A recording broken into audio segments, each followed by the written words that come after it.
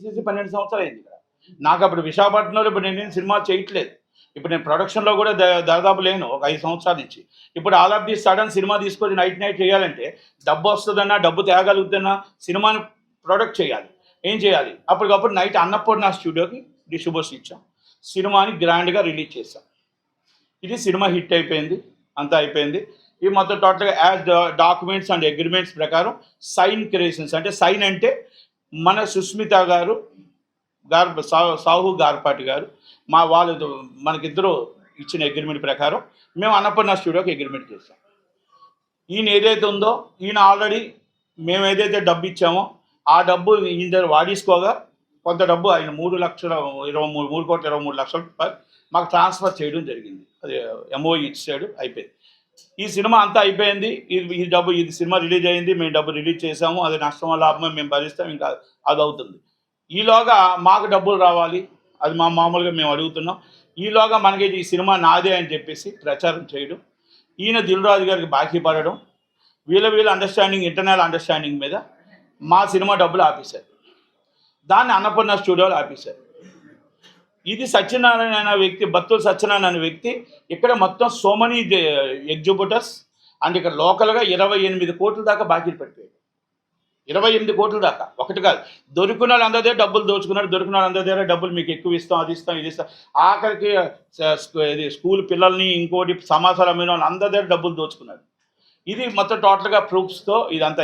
అయితే దీని మీద కొంతమంది, ఇది ఇప్పుడు శిరీష్ గారిని, మేము దిల్ రాజు గారిని లాగడానికి ఏంటంటే, దీన్ని ఆ రోజు సంభాషణలో ఏదో సినిమాని ఆపడానికి ప్రయత్నం చేస్తే నేను మాట్లాడి పోరాడి దీన్ని ఆ రోజు మొత్తం టోటల్గా, అంటే మీకు ప్రెస్ దాకా ఇప్పుడు రాకూడదు అనుకున్నాం. కానీ ఇది నేను చిరంజీవి గారికి కూడా ఎక్స్ప్లెయిన్ చేశాను. ఎక్స్ప్లెయిన్ చేసిన తర్వాత మా డబ్బు కోసం తప్పని పరిస్థితుల్లో ఈరోజు రావాల్సి వచ్చింది. లేకపోతే వరప్రసాద్ కోసం రాదలుచుకోలేదు. కానీ ఈ పరిస్థితుల్లో రావాల్సిన పరిస్థితి ఏంటి వచ్చామంటే, ఈ డిస్ట్రిబ్యూటర్ అనే వ్యక్తి మాకు మోసం చేసినట్టు ఇక్కడ అందరూ ఉత్తరాంధ్రలో అందరికీ మోసం చేశాడు. ఎగ్జిబ్యూటర్ నుంచి, డిస్ట్రిబ్యూటర్ నుంచి, ప్లస్ ప్రతి ఒక్కరు విజయనగరం అందరికీ కూడా ఈయన మొత్తం టోటల్ వానపాలెం షాప్ చెప్పి అందరికీ డబ్బులు వసూలు చేశాడు. మాకు కూడా వసూలు చేశాడు. ఇప్పుడు ఒకటండి, ఆస్తి చూపిస్తే ఎవరిమైనా డబ్బులు ఇస్తాము.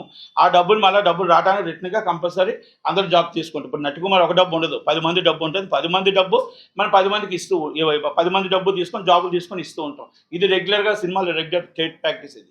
కనుక దాంట్లో ఈ డబ్బు ఇవ్వకుండా బ్లాక్మెయిలింగ్ మొదలుపెట్టి ఇప్పుడు శిరీష్ అన్న వాళ్ళు, దిల్ రాజు అన్న ఆయన మాకు శంకర్ ప్రసాద్ డబ్బులు ఆపాడు. ఆయన ఆపడం వల్ల అన్నపూర్ణ స్టూడియో మాకు డబ్బు ఆపారు. ఇది ఈ చైల్డ్ లింక్ వల్ల డబ్బు ఆపారు. ఈ డబ్బులు ఆపడం వల్ల ఏమైంది, మార్కెట్లో ఇబ్బంది పడ్డాం.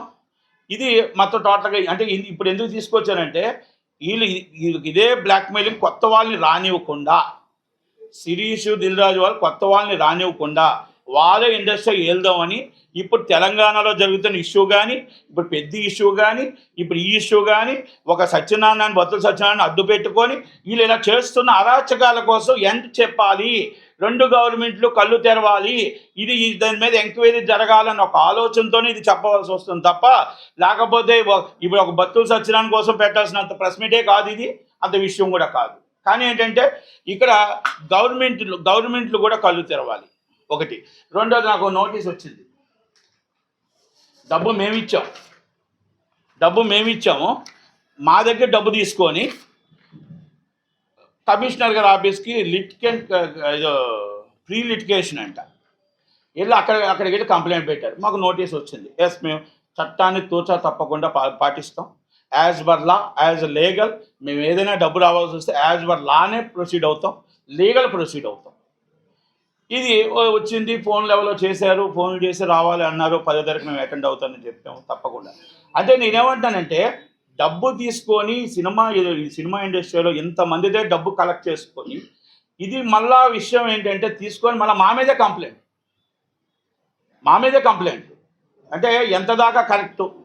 ఇది నాదొకటి కాదు, మీరు టోటల్గా అన్ని దగ్గర కూడా ప్రతి ఎగ్జిబ్యూట్ని అడగండి, సతీష్ డబ్బులు ఉన్నాయి ఇవ్వాలా లేదా, ఆ విజయనగరంలో అడగండి డబ్బులు ఇవ్వాలా లేదా, ఇక్కడ అడగండి అవంత మన గీతం కాలేజ్ పిల్లల దగ్గర అందరి దగ్గర డబ్బులు దండేశాడు. ఇక ఆఖరికి ఆ థియేటర్ కూడా ఆల్రెడీ బ్యాంకు దీంట్లో ఉంది, డిఆర్టీలో. అంటే అది కూడా బ్యాంకును మోసం చేసే పెట్టారు. అంటే ప్రతి విషయాన్ని కూడా వీళ్ళు ఏంటంటే జనాలు బ్లాక్మెయిల్ చేస్తున్నారు. ఇది కాకుండా 2024లో 2 టౌన్ పోలీస్ స్టేషన్లో కంప్లైంట్ పెట్టాడు. ఎంతమంది మీద? బెల్లంకొండ సురేష్ మీద ఒక 10 మంది మీద పెట్టాడు కంప్లైంట్. ఒక 10 మంది మీద కంప్లైంట్ పెట్టాడు. ఏమని పెట్టాడు కంప్లైంట్? ఇలాగ నేను అందరికీ డబ్బులు బాకీ ఉన్నాను, నాకు టైం ఇస్తే కొంచెం ఇచ్చేస్తాను అని చెప్పేసి కంప్లైంట్ పెట్టాడు. 2022 అంటే స్ట్రైట్ ప్రాక్టీస్ ఇది. ఎందుకంటే ఈయన ఆల్రెడీ అందరి మీద కూడా ఇలా కంప్లైంట్ పెట్టడం అంటే స్ట్రైట్ ప్రాక్టీస్ అయిపోయింది. సురేష్, చెరుకూరు సుధాకర్ అంటే ఇప్పుడు ప్యారడైజ్ ప్రొడ్యూసరు, అనిల్ సుంకర అంటే బోలో శంకర్ ప్రొడ్యూసరు, అలా సోమనీస్ అందరి మీద కూడా డబ్బులు పెట్టాడు, కంప్లైంట్లు పెట్టాడు. అలాగే ఇక్కడ దిల్రాజు మేనేజర్ల మీద పెట్టాడు. అంటే ఎవరికి డబ్బులు ఇవ్వాల్సి వస్తే వాళ్ళ మీద కంప్లైంట్ పెట్టి వాళ్ళని ఇంకా భయపడతారు కదా పోలీస్ స్టేషన్ కంటే, ఇక భయాన్ని భయభ్రాంతులు చేయడం, ఇక దాన్ని కూడా వాళ్ళు ఎవరైనా ఇక్కడ లోకల్గా వచ్చేటప్పుడు ఏమవుతుందంటే భయం పడతారు. భయపడితే అమ్మ పోలీసులు అంటే మనకెందుకు ఈ కేసులు, మనకెందుకు ఈ బాధ, ఉదయం లేస్తే మనం బతుకుతున్నాం కదా మనకెందుకని ఆలోచనతో కొంతమంది వెళ్తారు. నేను అడుగుతున్నా కమిషనర్ గారిని కానీ నేను రిక్వెస్ట్ చేస్తుంది ఏంటంటే, మీరు పెడుతున్న స్పందన బాగుంది, మీరు పెడుతున్న కార్యక్రమాలు బాగున్నాయి, మీరు చేస్తున్న ఆలోచనలు బాగున్నాయి, ఇద్దరు పక్కన కూర్చొని చక్కగా సెటిల్ చేయడం అన్నీ బాగున్నాయి. కొంతమంది దీన్ని ఆసరాగా తీసుకుంటున్నారు, కొంతమంది దీన్ని విజయంగా తీసుకొని దాన్ని బయటికి చెప్పడం ఏంటంటే మేము లోన్ ఏం చేస్తామని బెదిరించి చాలామందికి డబ్బులు ఎగ్గొట్టడానికి ప్రయత్నం చేస్తున్నారు, అంటే భయస్తులకి. దాన్ని ఒక్కసారి సిపి గారు చూడాలి, ఆలోచించాలి.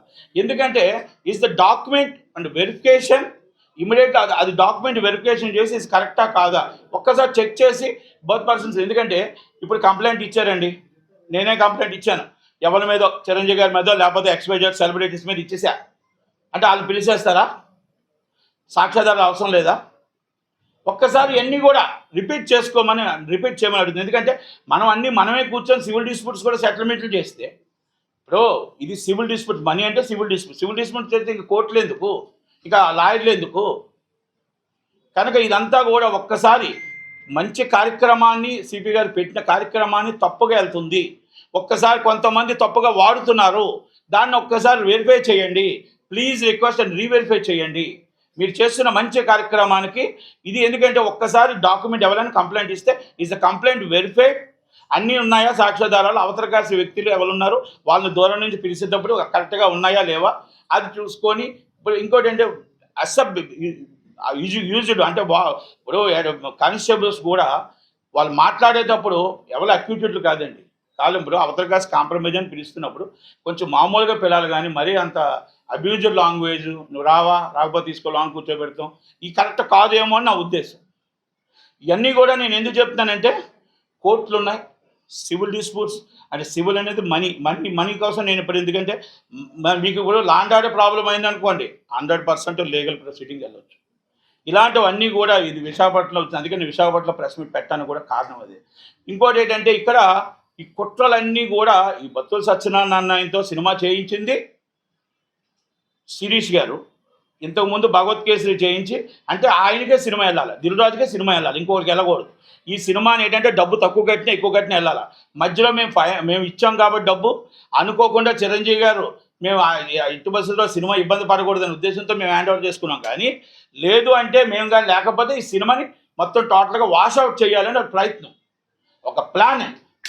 ఆ ప్లాన్ బెడ్స్ కొట్టింది. పెద్ద సినిమాలో కూడా కొన్ని ప్లాన్లు చేశారు తెలంగాణలో, అది కూడా బెడ్స్ కొట్టింది. అంటే ఇవన్నీ నేను ఎందుకు చెప్తున్నానంటే ఇప్పటికైనా జనాలు తెలుసుకోగలగాలి, ఇది అందరూ కూడా తెలుసుకోగలగాలి, గవర్నమెంట్లో కూడా తెలుసుకోగలగాలి. దిల్రాజు అనే వ్యక్తి ఇక్కడ కూర్చొని ఇప్పుడు అది కాదండి డబ్బులు ఆయనకి నేను బాకీ లేను, మాకు ఆయన బాకీ లేను, మా డబ్బులు ఎలా ఆపాడు? అన్నపూర్ణ స్టూడియోలు మాకెలా డబ్బులు ఆపారు?